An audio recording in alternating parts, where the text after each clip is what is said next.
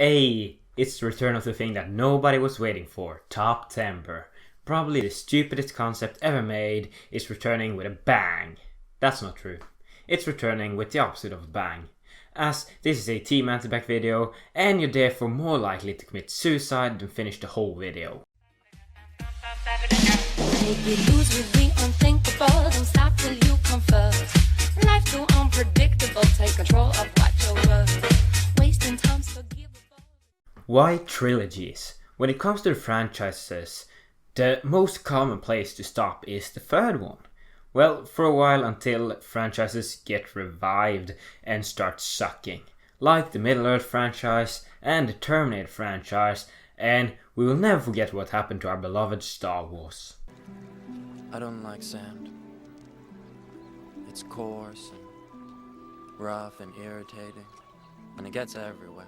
Now this is pod racing. Where was I going with this? I don't know. But this is my top 10 favorite trilogies.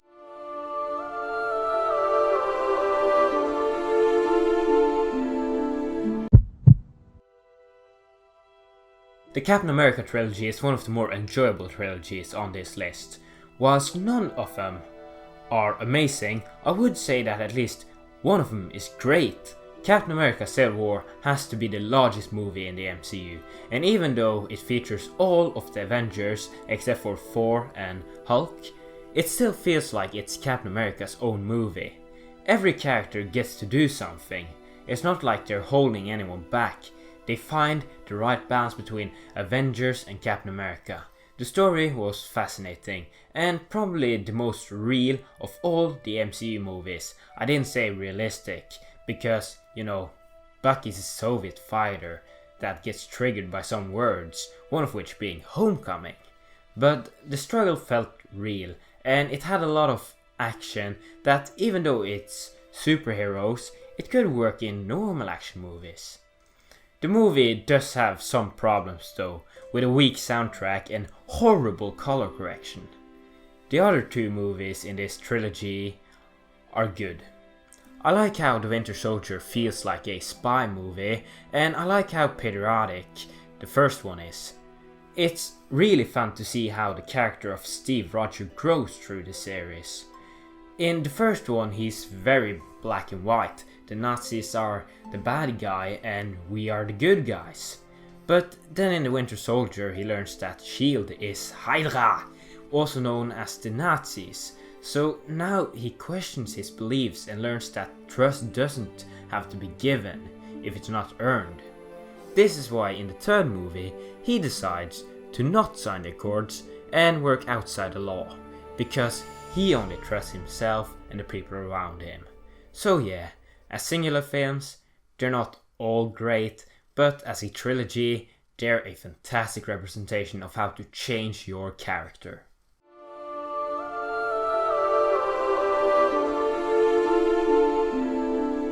I wanted to have a spy trilogy on this list, and when it comes to those, there weren't a lot to choose.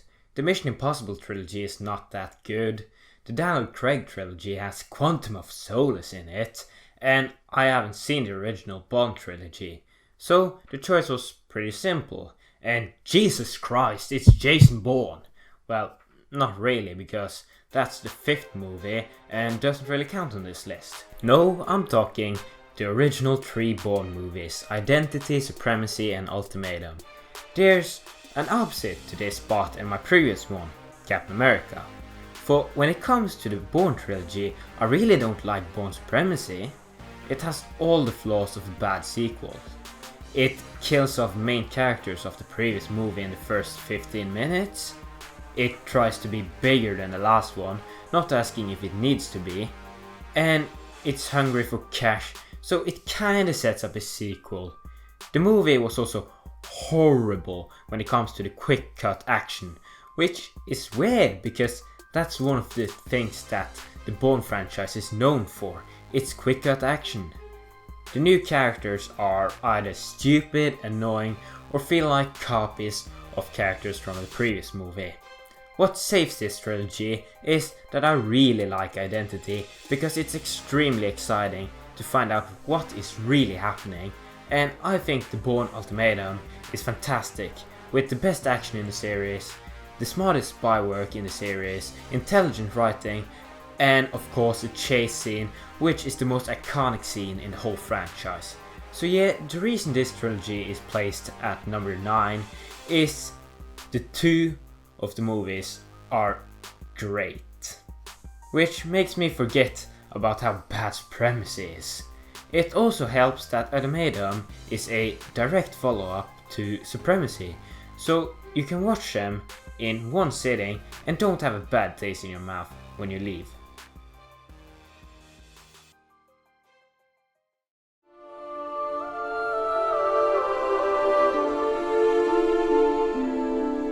Okay, please drop your weapons and tie your hand behind a pole. I wouldn't say that I'm a big fan of any franchise. I don't obsess with anything except the day after I see a really good movie or if it's Baby Driver's soundtrack. But everybody seems to have that one franchise that they obsess over. For some, that might be the Dark Knight trilogy because everybody loves Batman. And these are all great movies. For a lot of people, it's The Lord of the Ring because it's the greatest epic ever made. Hell, some dumbasses probably obsess over the Ice Age trilogy. Pfft, what a bunch of retards. But for most, the trilogy they obsess over is the Star Wars trilogy, and I'm sorry, but I can't see it. A lot of people said that the prequels ruined Star Wars, which, yeah, they did because they are awful, especially Attack of the Clones, which was the most painful movie to ever sit through, but really, there wasn't a lot to ruin to begin with. Everybody talks about how the original trilogy is the perfect trilogy, but there's only one great movie in this trilogy, one good movie that's on the verge of being great, and one that's just okay. Yes, The Empire Strikes Back is a great movie, and way ahead of its time, and yes, A New Hope is a visual marvel compared to what people were used to seeing.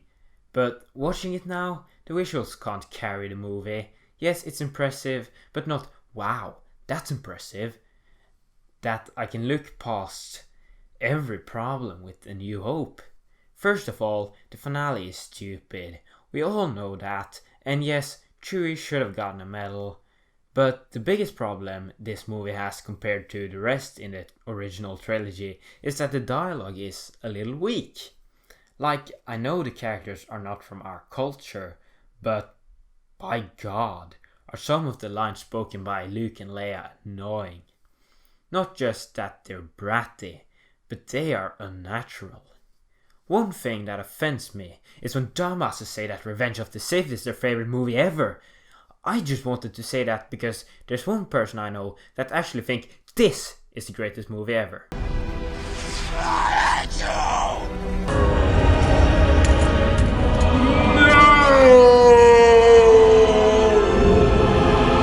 But I'd rather take Revenge of the Sith than Return of the Jedi any day. They both fail in the same way, both have an inconsistent tone, they both have a problem when it comes to the acting. They are very predictable, and the fights are horrible and not entertaining at all, except for the fight between Luke and Darth Vader, because that's an emotionally powerful fight, and the opening of episode 3. And if you wonder why I choose the third one over Return of the Jedi, if they have the same problems, look at how one of the most beloved characters in Star Wars history dies. Also, they missed a good opportunity to have Jabba the Hutt die from being nipple twisted.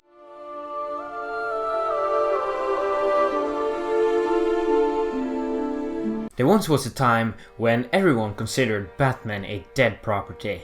Batman and Robin had come out to horrible critical and audience response, and George Clooney and Joel Schumacher was both sure that they had killed this beloved character.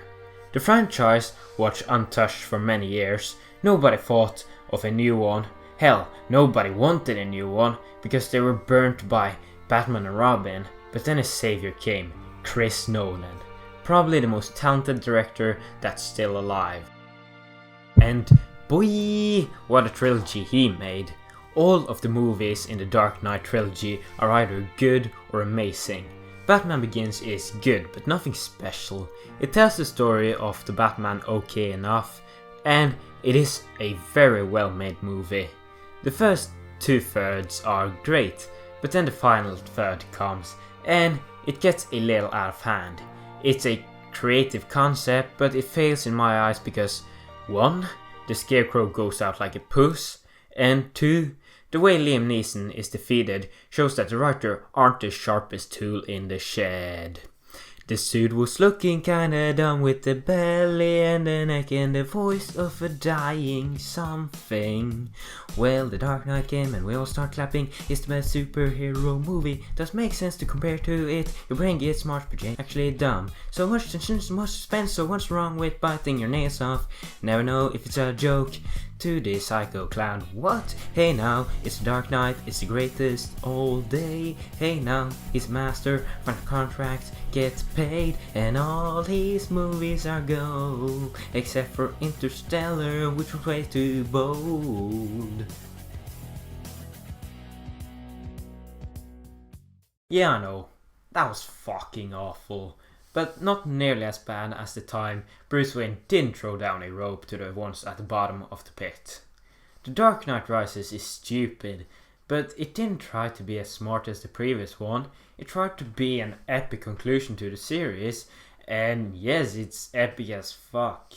So yeah, this trilogy is absolutely the greatest superhero trilogy, and it deserves its spot at number 7.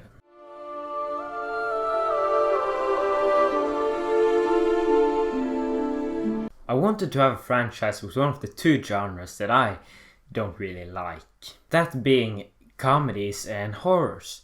But when it comes to those 2 genres, the only good trilogies that I can remember are the Austin Powers trilogy, which I've seen, and the Evil Dead trilogy, or whatever, which I haven't seen.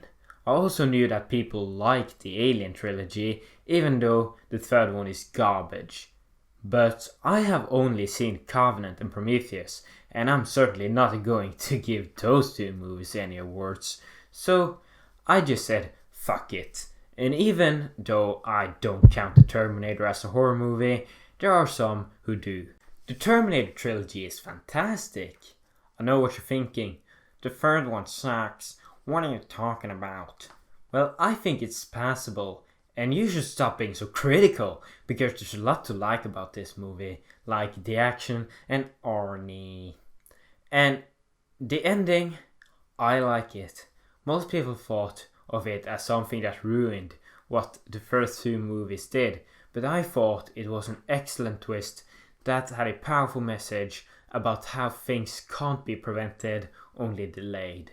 The first Terminator movie is great. It has everything you want. Interesting leads, a intimidating bad guy, a story that has depth but is still very easy to follow. It's R-rated, so it has a lot of bloody visuals that we all love, and it's very creative.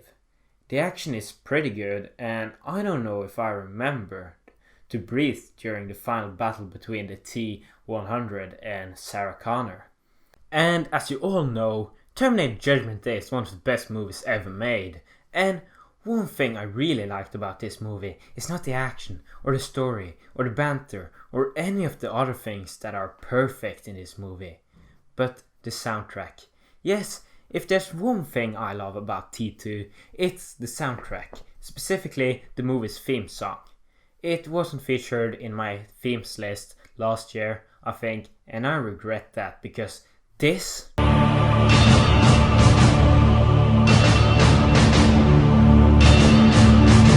has actually changed my life. Specifically, how I knock on doors. The theme is just so exciting, and it turns the hype level to at least 100.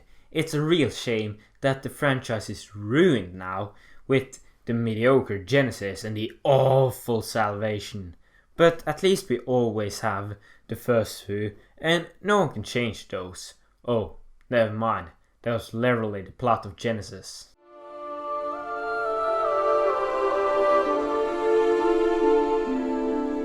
I spoke about how there are some franchises that have been destroyed by being revived. Most people will probably think of Star Wars or Lord of the Rings when I say this, but the one that got shafted the most is Indiana Jones. Why? because the fourth movie was not great, which breaks the tradition of this series having fantastic movies. Luckily, the fourth one is not part of the Indiana Jones trilogy, so fourth place it is. Raiders of the Lost Ark is one of my top 25 favorite movies, and The Last Crusade is one of my top 10 favorite movies. Temple of Doom? Nah, not so much.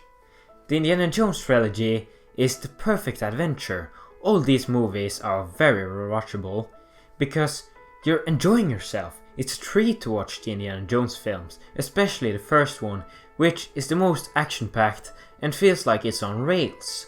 The rails being the pacing of the movie and not actual rails like how it is in Temple of Doom. Temple of Doom tried to be a little bit too different and pushing the PG rating. Fun fact, Temple of Doom is the reason we have PG-13. It has its moments, but it's fucking annoying and I hate this kid, and Willie can go die in a fire. Shut the fuck up. The Last Crusade, as I said, is in my top 10 favorite movies, and deservedly so. The action is the most exhilarating. The road to the artifact is the focus of the movie, and they have a lot of puzzles where he tried to find out the location of the Holy Grail, and all I could think was, this reminds me of Uncharted. I like it. Ilsa is my favorite Jones girl, because she doesn't scream all the time, and she's never a prisoner. The Last Crusade also introduces us to the coolest man alive, Mr. Jones' father, a man that will never learn to forgive his shelf. We also get some background to the character of Indy, and we learn that he's always been brave and believe in the integrity of a museum.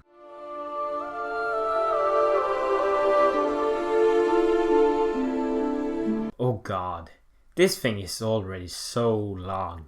Luckily, I've already talked about the next series before, so maybe I can finish this part quickly. Who would have thought 7 years ago that one of the best trilogies ever made would be a reboot of The Planet of the Apes, a movie that has no right having a sequel because it's the perfect middle and end. Still, Andy Serkis, Matt Reeves and Toby Kebbell, among other people, have managed to create a pretty fine trilogy. Rise, Dawn and War for The Planet of the Apes are all good movies. The two first are both great in their own way, and if I wasn't so disappointed by the last one, this could have been the best trilogy ever.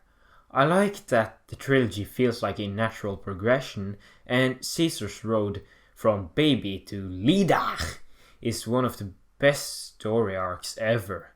It's just a shame that it ends so badly with the last movie. I will always remember some of these characters.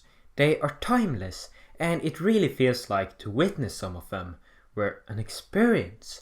I'm talking about Maurice, Koba and Rocket. It's weird that they say their name maybe 10 times and still I can remember them.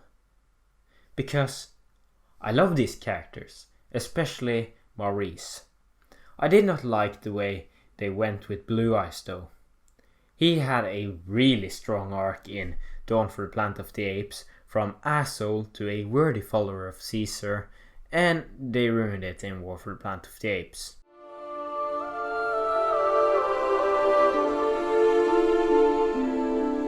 You know what?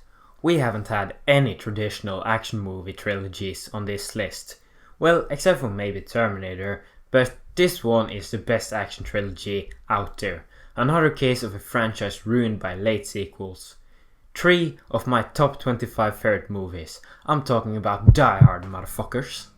I love Die Hard. I love Die Hard 2. Die Harder, but you're already dead. I love Die Hard with a Vengeance. Yes, I know that most people don't like the second one that much because it kinda has the same story as the first one, but I love it. If it's not broke, don't fix it, and they didn't. Instead, they added onto what they already got.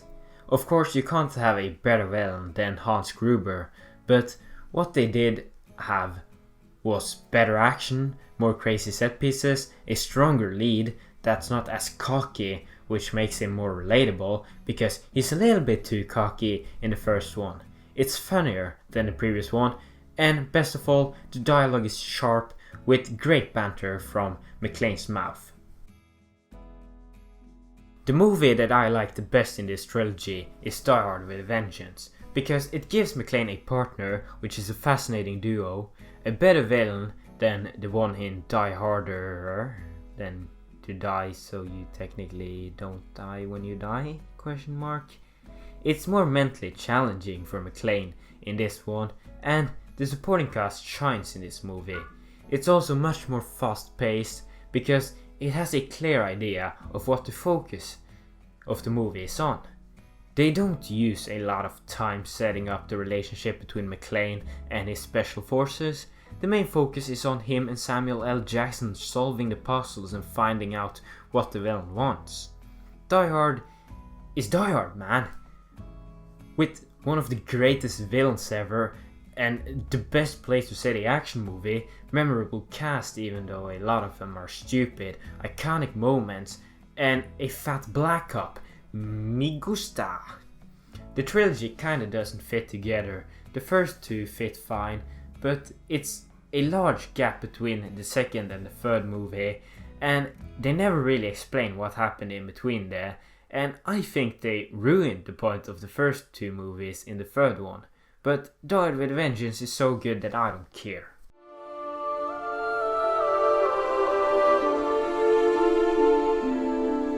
Oh boy, here comes my most beloved trilogy of all time. My favorite genre is the Western. I know it's a weird choice, but can you blame me? I love cowboys, and when two of them are in a shootout, it's always intense and I'm on the edge of my seat. And it's easy to know when a Western is going to be good. It's when the best director ever made them, Sergio Leone. I fucking love this man. Once Upon a Time in the West is a movie that I like, and if it wasn't for it being like way too fucking long, it would be one of my favorite movies with a great villain and the most interesting protagonist Sergio Leone has ever made. Of course, we're not talking about Once Upon a Time in the West, we're talking about the Dollars trilogy, and by God, what a trilogy this is. A Fistful of Dollars is among my top 25 best movies. The Good, the Bad, the Ugly is in my top 3 best movies, and For a Few Dollars More is nothing special, but still great. A Fistful of Dollars introduces us to Clint Eastwood's character, Blondie, in a spectacular fashion. This movie has the most iconic moments in all of westerns. The standoff between Blondie and 6 other guys is amazing and so fucking cool. The story is simple but effective, and even though Blondie gets tangled into a lot of stuff, it's still just a story about fighting a battle that isn't yours for the benefit of the simple folks. Blondie as a character is my favorite protagonist ever. He's not the typical good guy. He does bad stuff. He's an outlaw. If I don't remember wrong, he rapes the woman he saves in the first movie, but that might be me mixing it up. He definitely hit her though. The problem with A Fistful of Dollars, which is the same as the problem with For a Few Dollars More, is that there are too many villains. So you end up having like 3 good and memorable villains and 10 forgettable ones. For a Few Dollars More is similar to A Fistful of Dollars, but they change enough to make it unique. Instead of a damsel in distress, Blondie has a competitor that tries to get the same bounty as him. Instead of 2 gangs, they have 1. And instead of Blondie infiltrating the bad guys and stopping them from doing what they aim to do, he just helps them in this one, and they actually steal the gold. The pacing of this movie is what kills it for me, because it's extremely slow, and then suddenly at the 2-hour mark, pow pow pow, we have to get the gold back to the bank, pew pew. My favorite part in For a Few Dollars More is when we find out why some of our characters have the necklace, and it's a powerful scene that makes you go get 'em, old man. The Good, the Bad, the Ugly is the most brilliant movie I have ever seen. It's an adventure movie disguised as a western, and it takes full advantage of that. It's so unpredictable. One second you think them damn Indians are coming for him. And 2 minutes later, Blondie and the Ugly are fighting for an army and blowing up a bridge. It doesn't care about the 3-act structure. There is not one beginning, middle and end. There are many, because every scene is a story in itself. The music is great, I fucking love this theme. It makes me so excited, and I could have it on in the background forever. I like how there was no real villain in this movie. There was 3 guys, and you could root for any one of these 3. And yeah, most people would like Blondie to get out on top, but my favorite character in this movie was the Ugly, so I was just praying for him not to die. Blondie and the Ugly are a great pair, and it's fun to see Blondie outsmart his guy. At first I was like, oh no, he's so stupid. This is going to be pathetic. But in the end, he was intelligent enough, and his skills easily matched that of Blondie's. So yeah, the trilogy is this high on the list because it has the greatest singular movie in a trilogy, and all of them are good. So how the hell is this not number 1, you might ask? Well, as you might know, there's one trilogy that I'm left to mention, and it's awesome. But first, some honorable mentions.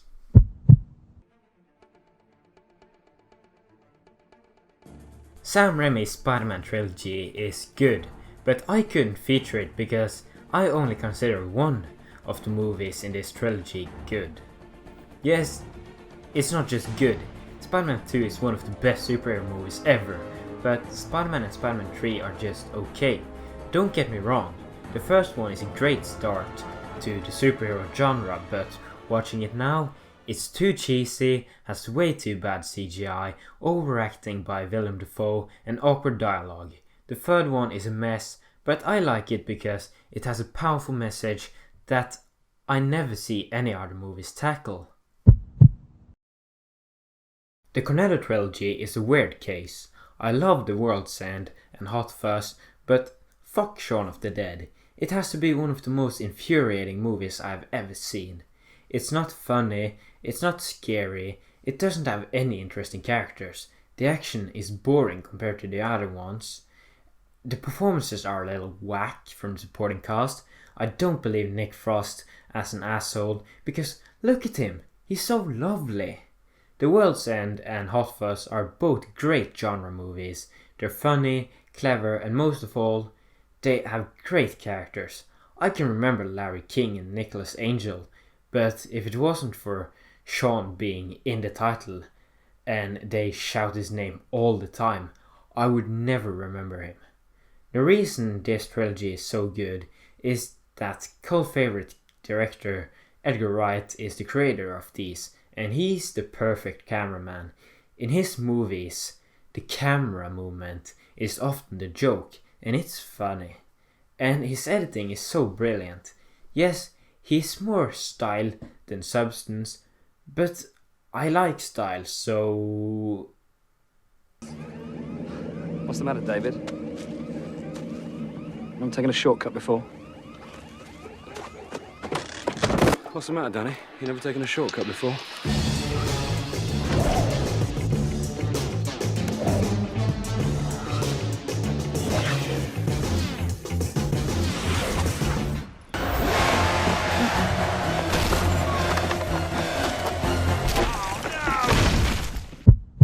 The Ocean trilogy has been criticized for all the movies being too similar. And yes, they are very similar, and this is by far the worst trilogy on this list, but I didn't want to feature the fucking Hobbit trilogy, so this is my last honorable mention. I like some of the characters, I like the dialogue, and I like the cast. This cast is fantastic! It's the second best I've ever seen, behind the disappointing remake of Beauty and the Beast, which should have been amazing. What I don't like is that the movies aren't that well paced, especially the second one, and the third one feels extremely formulaic. The first one doesn't have a lot of problems, except for that it goes a little too smooth. so the other movies had a lot of moments where it went wrong, as to make it seem more of a challenge, and some of the fails are welcome, whilst the other are annoying. And now for my number 1.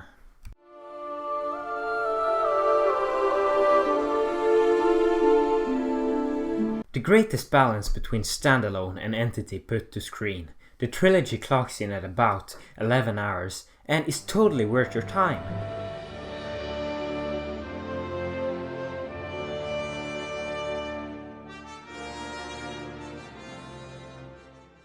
I can tell the name of nearly all of these characters because they are so good. There's Gandalf the Grey, an old wizard.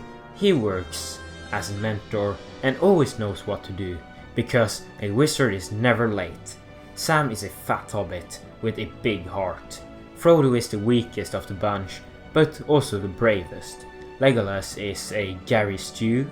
Gimli is a silly dwarf, a great fighter with the best one-liners. Aragorn is the wisest of the bunch excluding Gandalf, and he's the closest you'll get to the typical hero in this trilogy. Sauron and Saruman are bad guys. They do as you expect. Whatever. The CGI in these movies is great. Hell, it looks better than most movies today. Gollum was a great step for CGI, and he was performed by Andy Serkis, the god of mocap.